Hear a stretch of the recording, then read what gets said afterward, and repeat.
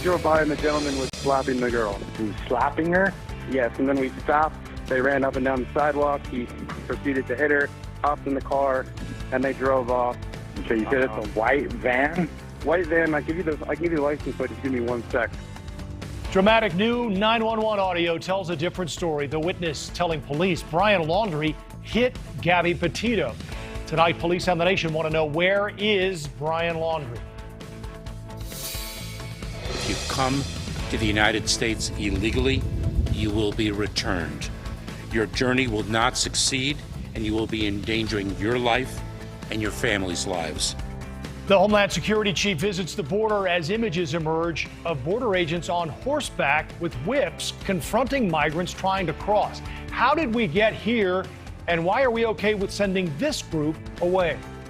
Great to have you with us. The Donlon Report starts right now.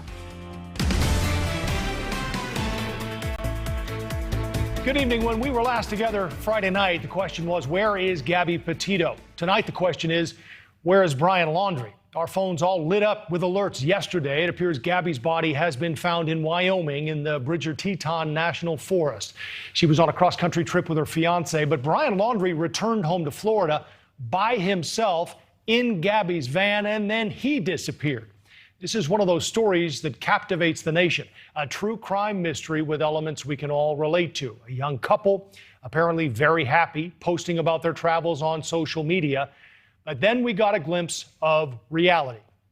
A witness saw the two in an altercation in Utah and called police. That body cam video flipped the script, showing Gabby in tears, telling officers the two had been fighting. It was heartbreaking to see, especially for any parent. That's why we tell our kids to be careful when they leave the house. We want them to spread their wings and discover the world, to explore the freedom of making mistakes and learning from them. But in hindsight, should someone have done something? Police in Utah did separate them for the night, but should they have done more? Here's part of what an officer did tell them. I just want everybody to breathe, get a chance away from each other. Go eat a meal, talk to your parents, whatever it is you got to do. Talk to your parents. That's what he said, which is where Gabby and Brian come in. Should one of them have reached out for help, called a parent and said, look, this isn't working, and pulled the plug on this trip? Now, Gabby did call home on August 25th, but it's unclear if she shared any of their troubles or the situation with the police in Utah. It's too late, of course, at this point. What everyone feared seems to be coming true. But backtrack a few weeks, and the parent in us would have asked the same two questions. Where are you, and are you okay? The unfortunate answers to those questions are becoming more clear, thanks in part to people on social media who found themselves part of this story. One spotted the van. Another claims to have picked up Brian hitchhiking by himself. Online posts that document what appear to be a tragic ending. As for our kids, even in their 20s, this is why parents get worried when we don't hear from you. Petito's case was one of roughly 90,000 active missing person cases in the U.S. It appears the worry that was the pulse of the nation this weekend is turning to grief, with major pieces of the puzzle still outstanding. What happened in Wyoming, and where is Brian Laundrie? That's where we start tonight. For more, I want to go to NewsNation's Brian Enton. Brian, it's been a busy weekend for you with a lot of developments. What's the latest? Yeah, it was a busy weekend, and it was a busy and hectic day out here at the Laundrie house. Let me show you what's going on right now. Brian Laundrie's parents, they remain in the house behind me. They are still there right now, despite what developed today. And you can see the police have the entire area closed off, and they've got this police line that goes all the way around the house. We're in a neighbor's yard, so we're able to get really, really close. But we had a feeling last night that something was going to go down today. Late last night, we were out here. Police came out. They closed off the streets. They pushed all the media back, and you got this sense that something was going to happen. And that's exactly what did happen this morning after 9 a.m. 25 FBI agents rolled down the street, some of them in tactical gear, and they stormed inside the house with a federal search warrant. They were here for 5 or 6 hours, pretty much the entire day, and then they left with almost a dozen very, very full boxes of evidence. And they also towed away a Ford Mustang from the driveway, a Mustang that we believe at one point Brian Laundrie was driving. Joe?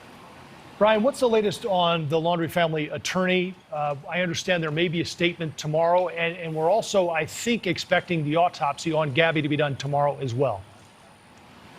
Yeah, that's right, Joe. Both of those things will happen tomorrow. We learned from the coroner in Wyoming. They will be doing the autopsy tomorrow. And interestingly, so far, the Laundrie family attorney has only been releasing statements to us. Now he says he will do a press conference in New York tomorrow, far from Florida. This family, you know, is from New York originally. Their attorney is in New York. That's where the press conference will be. Also, you mentioned at the top of your show that incident, that body camera video from last month in Wyoming. We had the body camera video since last week, but just today we got the 911 call. It all started with a witness who thought something wasn't right with Brian and Gabby. Listen to this 911 call. We drove by and the gentleman was slapping the girl. He was slapping her? Yes, and then we stopped. They ran up and down the sidewalk. He proceeded to hit her, hopped in the car, and they drove off. Okay, you said it's a white van? White van. I give you the license plate if you give me 1 sec. And one last new thing, Joe, I want to update you on. We got these court documents, the search warrant court documents today, and there was one thing that really stood out to me. Back on August 27th, Gabby's mom said she received a final text from Gabby, the last text she got from Gabby, and she says in that text, Gabby referred to her grandpa as Stan. Stan is her grandpa's first name. Gabby's mom says that Gabby would never call her own grandpa Stan. She just called him Grandpa. That leads the family to believe that it was not Gabby sending out those final texts, Joe. Well, just one of many questions remaining in this timeline. Brian Enton, live for us tonight in Florida. Thanks for the update. We appreciate it. Want to go now to retired FBI Assistant Special Agent in Charge, Gina Osborne. Gina, let's start with this 911 call. This is the first I'd heard of it today, and many of us, I guess. What do you make of it? You know, it's a good indicator as to what the nature of the relationship between Gabby and Brian was. And so the question I've heard asked several times today, Gina, by a number of people is, do you think Brian Laundrie is still alive? Based on your experience with the FBI, how would you answer that? You know, it's very unclear as to the way that the family is reacting to this situation. They're very, very tight-lipped about it. The fact that he's disappeared, his car was supposed to be there, or he was supposed to be in the car. There's different conflicting stories going on. So it's really, nobody really knows where he is. I think they stopped the search for him where they said he was going to be hiking and camping. So really, either he's in hiding, or perhaps he realizes if he did it, what he had done, and he may have taken things into his own hands. You mentioned this second search of the Laundrie home. The first one was on Friday, and that appeared to be sort of a knock and question, if you will. What's the significance of this second search where they carried out boxes of evidence? Well, they had to have gotten probable cause in order to go in there and do the search. So I would assume that since they were out on the crime scene and the FBI had their evidence response team out looking at the crime scene, or if it's a crime scene or the location where a body was found, I would suspect that they received information from that search, and that was the information that they used to be able to get into the house. And since the FBI did the search warrant, I would say that they're looking for digital evidence, DNA evidence, or anything that would link Brian to the location where they found the body. All right, retired FBI Assistant Special Agent in Charge, Gina Osborne, thank you for your insight tonight. We appreciate it. Let's bring in NewsNation's Ashley Banfield right now. Ashley, we talked about the parents' role in this a little bit. All eyes are certainly on the Laundries. So Brian came home without Gabby. They waited 2 days to report Brian missing. You have to wonder at this point what they knew and when. Boy, I think they're in a heap of trouble. And I'm going to say that on TV because they didn't just wait 2 days. On Tuesday, we know that our Brian Enton was out in front of that house, and he stayed watching the entrances to that house for 4 days, Tuesday, Wednesday, Thursday, Friday. Friday, the parents call the police and say, our son's gone off camping and he's missing. Well, why didn't he go out one of the established doors or take a car the way normal people do? I think that there is a grave possibility for these parents that they could face obstruction of justice in all of this if they tried to spirit him away and make it real difficult for police to do their jobs, because we were told early on last week, that they're not making him available for interviews. This is a grown man we're talking about, not a 6-year-old who you would make available for interviews. They're not making a grown man available for interviews, and you can't come in this house, I would assume, unless you have a warrant, right? They're not inviting the police into that house. So they came back with a warrant. And in that warrant, I just heard your previous guest with the FBI say, you have to have probable cause. Well, that text that says, Stan, not Grandpa, I never called my grandmother by her first name, that could be probable cause to say there's something afoot. I think there's plenty of probable cause in all of this. There are definite signs that grandparents know, and I know that for a fact, because we had a situation in our family where someone tried to call my folks, and something they said that my daughter would never say tipped them off as well. Ashley, let me ask you, do you think Brian Laundrie is still alive? So listen, if I had a nickel for all the theories that I would throw out there, I thought OJ was going to be found guilty.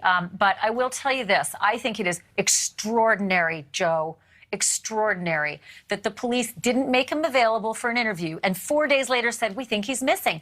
If I were the police, I would take with a massive rock of salt everything that man on your screen, everything his parents say, meaning, oh, he said he was going off camping in this reserve nearby. I would suggest look the other way. I think this young man got a 4-day head start and probably headed for the border. I think that those officers who are searching that park may be doing so in vain, because after 4 days, why would the parents have a change of heart and send the police chasing after their son when they wouldn't even allow them to ask a question of that son a week ago? Well, that's the question we've all had, Ashley, all along this thing, is that, innocent people don't run, they don't hide, they don't avoid police. They would say, my fiance is missing and I need help finding her. Especially under exigent circumstances. And I want to be real specific about that, lest any viewers out there right now be very angry with the notion that we don't have a Fifth Amendment privilege. We do. And it is something you have to really deeply consider before you speak to the police, because everything that you say can be used against you, and not in the way you meant it. So I understand wholly the need for getting an attorney. I would do the same myself. But if my boyfriend or girlfriend were missing somewhere out there in a very dangerous place where grizzly bears have now been proven to be by the photojournalist who saw the bear tracks, I would absolutely run myself to the police, probably in Wyoming, and not drive back to Florida and refuse to say anything to anybody about anything. What do you expect to hear from the Laundrie's attorney tomorrow, Ashley? Well, I am absolutely flummoxed by that, Joe. I'm not going to lie. When I saw the notice that he was going to give a press conference in Long Island, I thought, what are you doing in Long Island? That's the other family. That's Gabby's family's terrain. Your family is in Northport. I was a little surprised by that. I absolutely do not know what he plans to say, but I will say this. I don't care. All I want to know is where that man is and why he's hiding. I believe he's not missing. I believe Gabby's family. He's running, he's hiding, and I'm not so sure I would believe where his parents have sent the police off to search. All right, Ashley Banfield, it's always great to get your insight, and there's much more coming up tonight on your show. You can catch Ashley's full interview with John Walsh. It's on Banfield tonight, 10 Eastern, 9 Central, right here on NewsNation. Now to the crisis at the border. The Biden administration sending Haitian migrants back to Haiti. Why is this group being singled out for deportation? And images of border agents on horsebacks with whips raising concerns tonight. We'll talk with Chad Wolf, former acting DHS secretary. That's coming up next. And don't forget to follow us on social media at the Donlon Report on Twitter.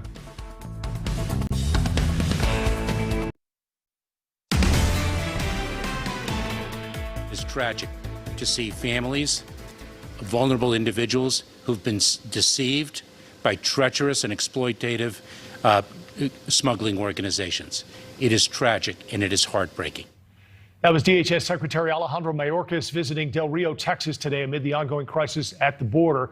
There are now more than 11,000 migrants under the bridge in Del Rio. NewsNation's own Marky Martin is there live at the scene. Marky, why don't you set that scene for us today? What's the latest on the ground? Hey, Joe, that international bridge right behind me here this weekend, that number went up to 15,000. And tonight, you're right, it's between 11 and 12,000 migrants still under this bridge. Joe, I'll tell you what, the tension here is palpable. This has turned Del Rio into a militarized zone. You can't go anywhere without seeing Border Patrol agents, state troopers. That's who's blocking the bridge off right here. National Guard, helicopters, drones. There's not a single hotel room or rental car left in this city. About 10 o'clock this morning, we saw our first busload of Haitian migrants leaving this bridge area. We saw new horses going in. You know, a lot of those agents have been on horseback patrols.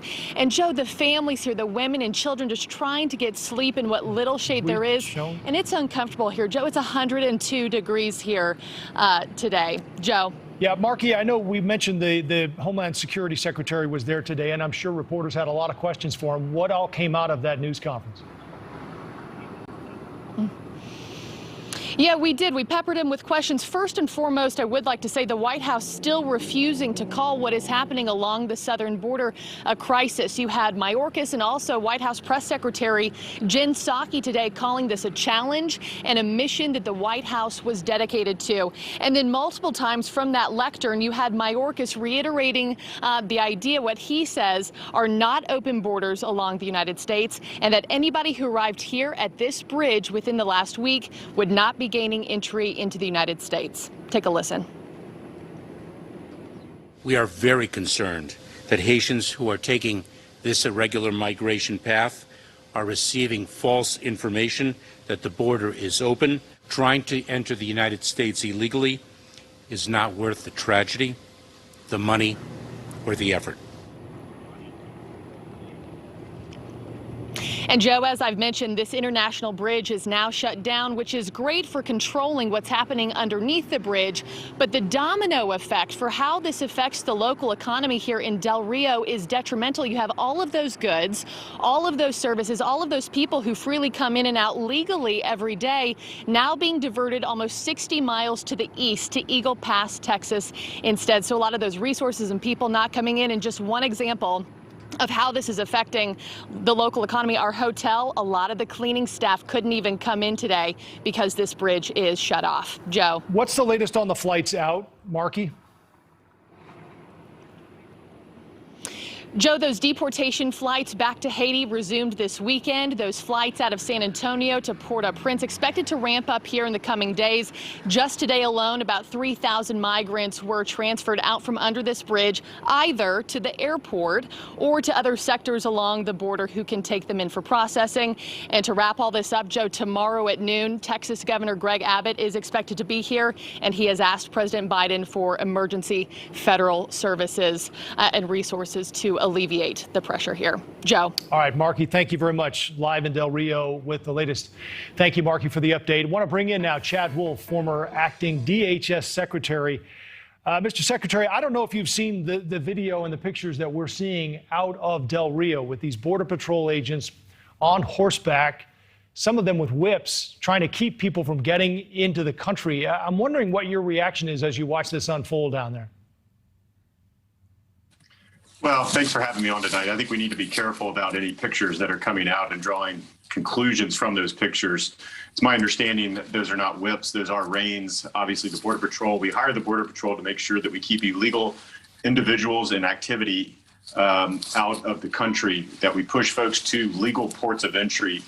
And if folks continue to try to cross that border illegally, then they're gonna encounter Border Patrol in a variety of different ways. And particularly if folks are trying to evade Border Patrol and run away from Border Patrol. They have a mission to apprehend those individuals and make sure that they are brought into custody one way or another. Secretary Mayorkas had hinted today that the agents are really trying to isolate the smugglers as well. These are people they know who are making more than one trip across the river and bringing people across, as opposed to migrants who were trying to get across. That might explain some of it as well. I don't need to tell you, Mr. Secretary, about optics and how important they are. And before you got to DHS in 2019, President Trump had the optics of the family separation policy. In fairness, conservatives are watching this, though, and saying if this were happening under Trump, Democrats would be losing their minds.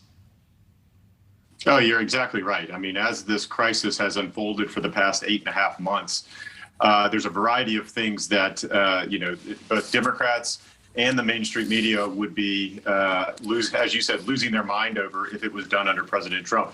Think about just that international bridge alone. At one point this weekend, they had about 14,000 folks there, 12 to 14,000 folks.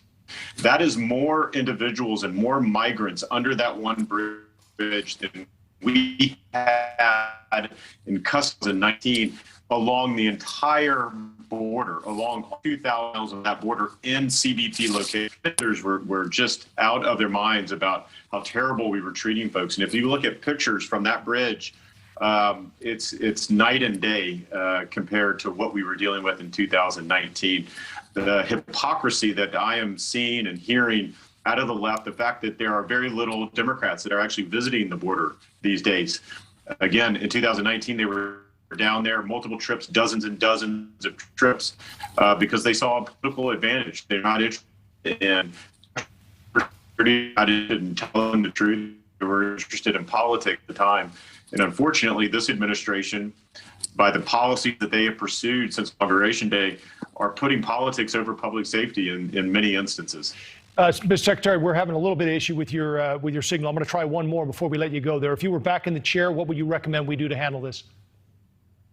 Well, I think you have to institute MPP again, our migrant protection protocols. You have to have an effective border wall system, our asylum cooperative agreements that were in place that the Biden administration tore down. I think all these things go to a network of policies that deter this illegal behavior. And you have to send the message, and you have to make sure that Mexico is doing their part as well. Chad Wolf, former acting DHS Secretary, thank you for your time tonight. All right, thank you. We are a country divided, from AOC's tax the rich dress to Sarah Silverman calling for secession. Were we always this far apart? George Will is here to discuss ahead. Even the president taking a weekend bike ride elicits a negative reaction from some. Is that warranted? Can the president of the United States just ride a bike for a few minutes? We'll talk about that and more ahead.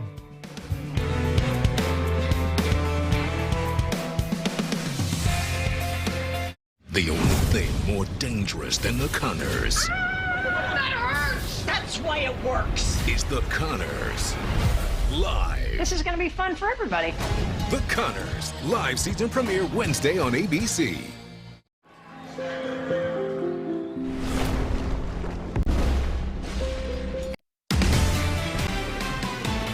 America is divided, and a new poll suggests we're getting more divided. More than half of Americans say the country is even more split since Joe Biden became president.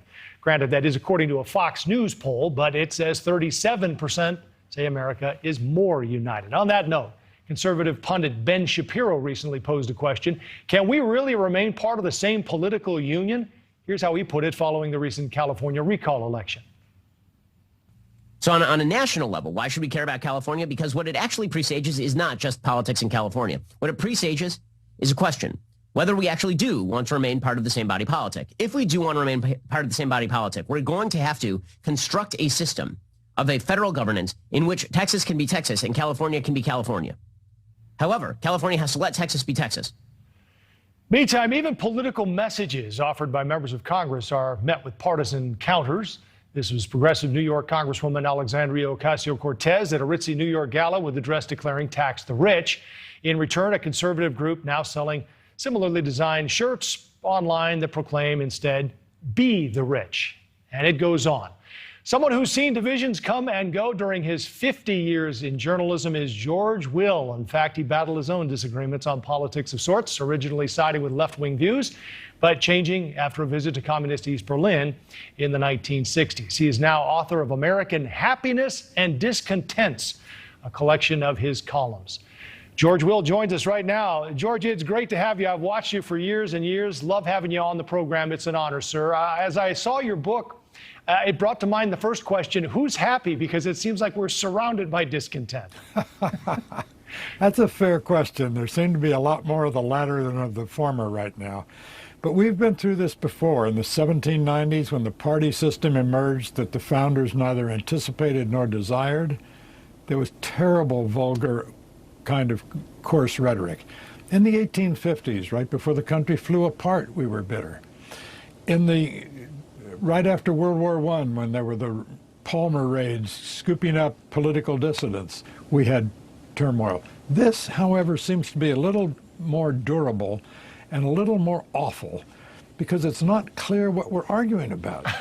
There's no law. Suggest legislation that could calm people down. I don't see it. Right. I think it's because we're divided over the felt belief that people are despising one another and condescending to one another. Mm-hmm. And when you have this kind of distinction of general animosity, it's hard to address it politically. Yeah, well, there's more, because the talk of division, George, is actually bipartisan. That maybe that's a good thing. But comedian Sarah Silverman suggests we needed a peaceful national divorce. Here's some of what she said. We'll get your comment after. If people aren't getting along, like in relationship, they break up, you know? So like, why don't we just finally just realize that these states aren't working and like divide up into like 2 or 3 countries? Well, she went on to say, stop pretending we can make this work, George. And I guess that leads to the question, what in the world has happened to us politically? Nothing that bad. Look, South Carolina and 6 other states seceded before Lincoln became president, and it didn't really work out well for them. 600,000 dead Americans later, we were back together. Americans don't want to secede. By the way, Alabama doesn't want to secede and be ineligible for the Bowl football championship. We are a united country, united by serious cultural affinities, much more bringing us together than driving us apart. Remember, there are 331 million people in this country, and about 325 million of them at any given time are raising children, doing their jobs, fixing the screen door, and getting on with life. And they're not worried about politics and fighting with one another. They're just not. Well, to your point at the beginning, though, George, I mean, you have one side saying Trump is crazy. You have the other side saying Biden is senile. How do we recover from this? Well, you know how we do this? Every 4 years we have what are called elections. And if you make a mistake, you correct it at the next one. It's worked for 200 and some years, and it's going to keep on working. Let's not get so obsessed with the fact that every president is temporary. Every Congress is temporary. Things change. It's built into the system. So if you don't like it now, deep breath, order a cheese sandwich, wait a while. Well, the problem with that, George, is a lot of people think it isn't working. And there are, the last I saw, between 70 and 80% of Republicans who think the election in 2020 was rigged and stolen, and it's a linchpin in our democracy. How do we correct that? Well, first of all, you draw people's attention to the fact that lots of courts, lots of judges, including a lot of Trump-appointed judges, looked at the evidence and said, Biden won. Get over it. You lost an election. Play tomorrow. I love it. Let's talk about some international affairs, George. Let's talk first about Afghanistan and our exit, because Republicans certainly do have a lot to go after with the Biden administration, including the exit from Afghanistan. And now we have this drone strike. The CIA had questions about whether it was clean, and the general, Mark Milley, said it was a righteous strike. Afterwards, it turned out to be one of, I guess, the last fumbles on the way out. What do you make of this? Well, I don't think people are going to go to the polls in November 2022 with pictures of the Kabul airport in their heads. They are going to go, however, with a diminished sense of the competence of Mr. Biden. What he was really sold to the country as, he's boring, but he's experienced. And he's experienced, and therefore there won't be rookie mistakes. This was a rookie mistake. So the general sense of the competence of the Biden administration has taken a terrific hit. And that will condition, I think, how Americans look at the Biden administration going forward. How will Republicans go to the polls, George? Because as you well know, there are people in the party who pushed back against Trump, and now they're getting pushed out. In fact, let me play a clip from Illinois Congressman Adam Kinzinger from this weekend. If you think Trump leads our party, you own his comments or you must denounce them. If you think he doesn't lead our party, you must publicly say that. The time for hiding is over. The stakes are too high. So, George, what do you think happens in 22 and 24? I think in 22, there's a very good chance that the Republicans take at least one House of Congress, and one is all it takes. If you take one House, the Biden presidency goes into hibernation for 2 years until you have another sorting out in 2024. I don't know who's going to run. I think that Mr. Trump probably will not want to risk a second defeat. And there's something wrong with the fact that with 331 million of us, we can have an election in 2024 in which you have a 70-some-year-old former president already rejected at the polls running against an 80-some-year-old incumbent president. What is wrong with that picture? Who would you like to see run, George?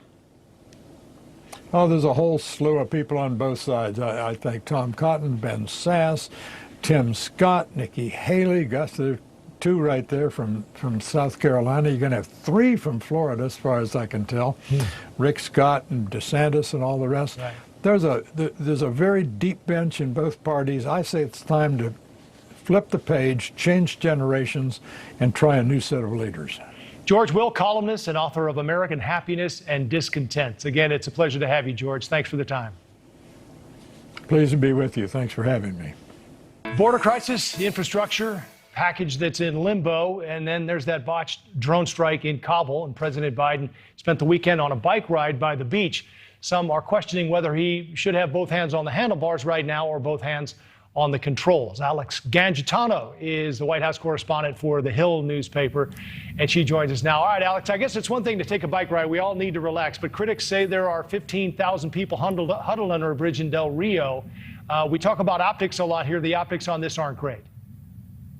Hi, thanks for having me. So you're right. I mean, the president did start the weekend headed to Rehoboth in Delaware around the time that the Pentagon released information that 10 civilians died in the strike on our way out of Afghanistan. And then, of course, the issue with Haitian migrants and thousands of them under the bridge in Texas. I mean, everybody's seen those images now of how Border Patrol is dealing with that crisis. So, of course, the president on a bike ride isn't a great look with everything piling up.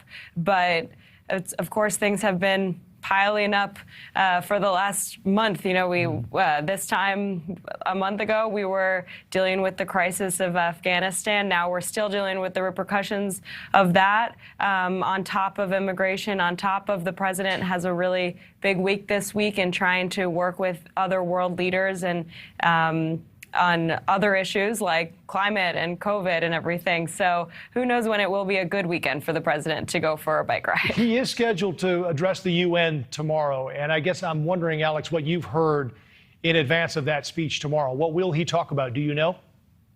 Yeah, so what we've heard so far is, of course, the president has really accelerated his focus on climate, and I think climate change and looking for other global partners on that will be a big part of it. The president will also talk about the COVID-19 crisis and pandemic and the fact that, there's other countries that are not haven't received as many vaccines, and how countries like the U.S. have been able to help them and will continue to help them. And then he'll, I think, outline, how he wants to stay kind of an ally with certain countries. I don't know if he'll actually want to bring up the issue with French President Macron after he left him out of the deal with Australia and the UK. But I think just kind of setting the stage for wanting to work with allies will be a big part of what the president says. All right, we'll see what happens with that tomorrow. Alex Gangitano, White House correspondent for The Hill, thank you for your time. Thank you.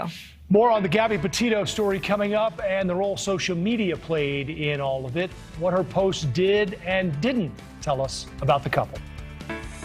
And don't check your 401k today. Trust me, we're going to talk about why something that happened in China sent our stock market tumbling and what it means for President Biden's handling of China. That's ahead.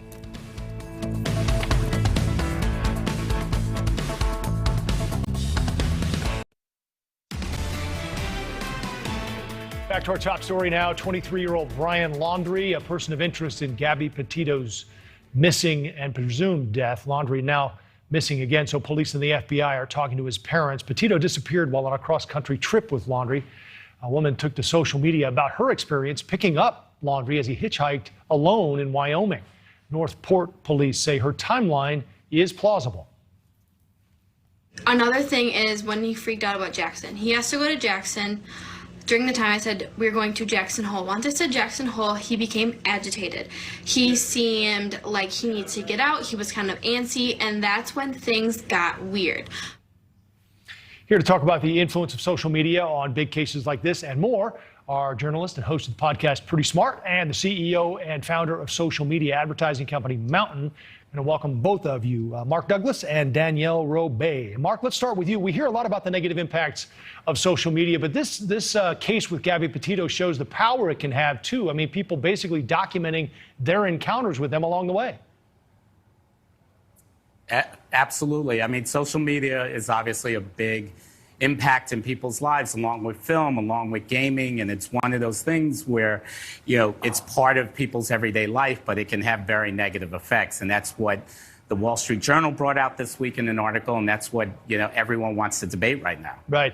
Danielle, this case, I guess, brings out a number of things, including the examples of what we see on social media versus reality. And the other thing to the first question there is that even when you have a van in the middle of nowhere, there are cameras everywhere. That's a great point. And also, we saw it in the footage of the TikToker, Miranda Baker. Everybody is sort of becoming a citizen journalist in this case. You know, there was footage of a GoPro that was accidentally left that captured the van that Gabby was in. To the side, you can actually see footage of what looks like a man digging a hole. And police are saying that Gabby's body was found where that van was seen on social media. So social media is playing a larger role in this case than I think people are even recognizing. Also, the hashtag Gabby Petito has garnered 500 million views on TikTok, and Find Gabby Petito generated another 50 million views. So people are following this closely. Right. Mark, let's go back to this Wall Street Journal series this week. I think we all knew basically what we learned in this, which is that Facebook makes us a little angrier and it's toxic for teenage girls. We did know this, but how damaging was this series for Facebook? I think even though it pointed out what a lot of people knew, I think it is very damaging because it brought out that Facebook has done their own research on these topics and has basically validated internally that social media can have a very negative impact. The issue is, what do we do about it? I mean, everyone wants to be entertained, everyone wants to socialize, and Facebook's a part of that, Instagram's a part of that, but what's next is really the big question. Danielle, what have you found out about this as an influencer? Not about how it has impacted you, but how it impacts also what you post. I mean, it impacts almost everything I post. I am a young woman. I was a teenage girl. I know what it's like to be in high school without social media. I can't imagine what it's like to be in high school with social media. They say that young girls are the #1 group most affected, most addicted, and most likely to be depressed after looking at social media. And unfortunately, Instagram isn't incentivized to do anything about this because their $100 billion revenue a year, it demands young users. So they're recruiting young users to the app more and more. They're incentivized to push this evidence down and not do anything about it. Great insight from Danielle Robay and Mark Douglas as well. Thank you both for your time. U.S. stocks got slammed on Wall Street today amid fears over a debt crisis with Chinese real estate conglomerate Evergrande. It was the worst performance since May for the S&P 500 and the NASDAQ, and the worst day since July for the Dow, which finished down 614 points. Joining us now to talk about what caused today's dip is our friend, founding partner of Macro Trends Advisors, Mitch Rochelle. So, Mitch, it's one day. Put it into perspective for us. What's your message? I think, Joe, it was a sell-off looking for an excuse. The market's up double digits this year. It's up considerably from its lows back in March of 2020. Every day you look at the stock market and it's green, and it's about time that there was a little bit of red. What's interesting about it, not to get overly technical, but during the day it was down considerably more, as much as 3%. And towards the end of the day, it started to rally back, which suggests to me that there are a lot of buyers out there looking to buy dips, and that's exactly what they did. I agree with what you said in the tease. Don't look at your 401k balance today. And stocks never go up in a straight line. But I think this story got overblown in the markets today, and I don't think it's going to be a lasting story. There's an awful lot of talk about a correction, Mitch. Do you see that? What will you be watching for the rest of the week? There's a lot of economic data that comes out. We've got housing data this week. We'll have GDP coming out soon. We'll have more inflation data. The thing I look at the most is what the Fed is going to do, because what's been really driving this market up is the Fed's continuing to print money and buying $120 billion with a B of Treasury securities and mortgage-backed securities each month, and they're pumping liquidity into the economy, which is what's driving the inflation. So if the Fed starts getting worried about inflation and starts dialing back some of that stimulus, that could be something that really spooks the market. You mentioned real estate, Mitch. What in the world is this real estate story out of China? Bottom line it for us. What happened, and what does it say about our relationship with China right now? I think, listen, Chinese economy has been booming for a long time. Their economy had foot faults before even the COVID outbreak. So they've grown considerably. They have their own economic woes, which they don't publish really well. It's not the first time that a big real estate developer in China got ahead of their skis and got into trouble. I don't see a lot of risk to the U.S. credit markets because most of the bondholders in that company are European.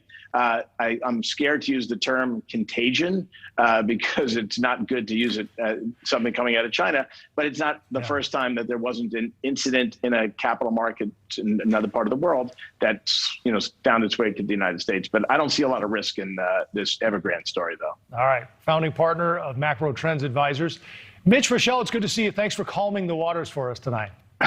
Yeah, stay calm, Joe. Stay calm. All right. The Harley-Davidson brand getting a green makeover, and it doesn't look or sound much like this one. That's our American Snapshot next.